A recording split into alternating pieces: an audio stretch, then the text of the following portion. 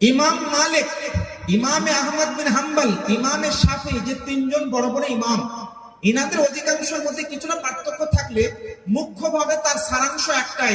ইনারা বলেন ঈমান হচ্ছে অন্তরের বিশ্বাস, মৌখিক স্বীকারোক্তি এবং প্রকাশ্য আমল। এই তিনটের সমষ্টির নাম হচ্ছে ঈমান।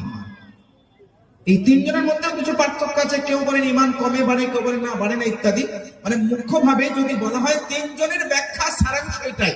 আমি মোটামুটি 10খানা কিতাবের সারাংশ আমি 10 সেকেন্ডে বলে দিলাম যে তিনজন ইমাম বলছেন যে ঈমান বলা হয় মৌখিক স্বীকারোক্তি, অন্তরের বিশ্বাস এবং প্রকাশ্য আমল। ইমাম আজম আবু হানিফা রাদিয়াল্লাহু তাআলা আনহু ইনি কিছুটা ব্যাখ্যা করেছেন। ইনি ব্যাখ্যা করে বলেন, একাধিক কিতাব মাসানিদে ইমামে আজম এবং বিভিন্ন কিতাবের মধ্যে এই ব্যাখ্যাটাও রয়েছে।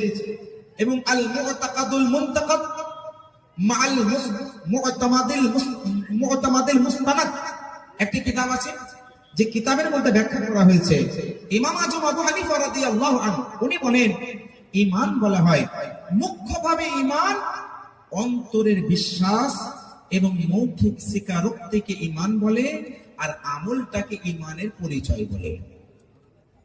মানে মুখ্যভাবে ঈমান হচ্ছে অন্তরের বিশ্বাস আর মৌখিক স্বীকারোক্তির নাম। তাও আবার ঈমান হচ্ছে অন্তরের বিশ্বাসটা রুকন মানে আবশ্যক, আর মৌখিক স্বীকারোক্তি হচ্ছে শর্ত, মানে এটার মাধ্যমে একজন মুসলমান সাব্যস্ত করা যাবে। কেউ যদি মৌখিক স্বীকারোক্তি না দেয় তাকে মুসলমান বলে সাব্যস্ত করা যাবে না। তবে আমল, নামাজ, রোজা, হজ, যাকাত, বিভিন্ন যে আমল, এই আমলগুলোকে বলা হয় আপনার ঈমানের আলামত, ঈমানের পরিচয়। তাহলে আমি 4 জন ইমামের কথা বললাম, এরকম অনেক ইমামগণ ব্যাখ্যা করেছেন। আমি সংক্ষেপে আপনাদের বোঝানোর চেষ্টা করছি। 3টে কথা মাথায় রাখবেন। আত-তাসদীকু বিল কলব ওয়াল ইকরারু বিল লিসান ওয়াল আমালু বিল আরকান ওয়াল আমালু বিল জাওয়ারিহ।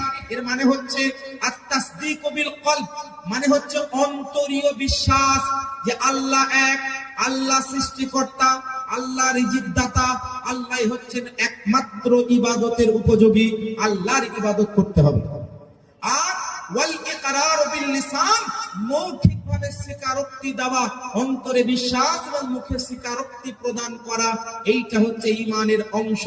তারপরে হচ্ছে ওয়াল আমালু বিল জাওয়ারিহ, আপনার অঙ্গ প্রত্যঙ্গ, আপনার দৈহিক আমল, নামাজ, রোজা, হজ, যাকাতের মাধ্যম দিয়ে ওই ঈমানটাকে সাজানোর নাম হচ্ছে আমাল বিল জাওয়ারিহ।